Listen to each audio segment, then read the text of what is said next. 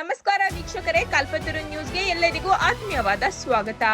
ಮಾಜಿ ಸಚಿವರಾದ ವೆಂಕಟರಮಣಪ್ಪ ರವರಿಂದ ಪಾವಗಡದಲ್ಲಿ ನೂತನವಾಗಿ ಪಾವಗಡ ಆಸ್ಪತ್ರೆ ಉದ್ಘಾಟನೆ.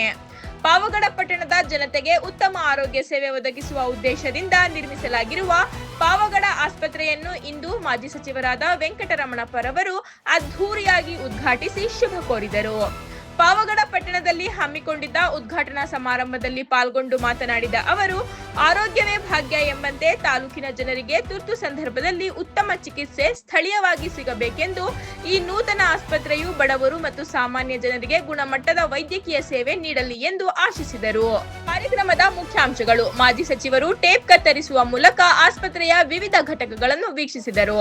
ಆಸ್ಪತ್ರೆಯಲ್ಲಿ ಲಭ್ಯವಿರುವ ಆಧುನಿಕ ವೈದ್ಯಕೀಯ ಉಪಕರಣ ಮತ್ತು ತಜ್ಞ ವೈದ್ಯರ ಲಭ್ಯತೆ ಬಗ್ಗೆ ಮೆಚ್ಚುಗೆ ವ್ಯಕ್ತಪಡಿಸಿದರು.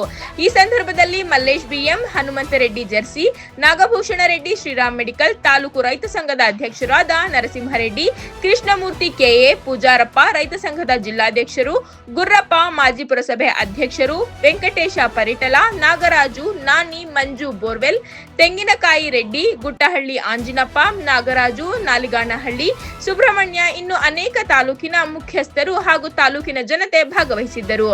ವರದಿ ರಾಮಪ್ಪ ಸಿಕೆಪುರ, ಕಲ್ಪತರು ನ್ಯೂಸ್, ಪಾವಗಡ.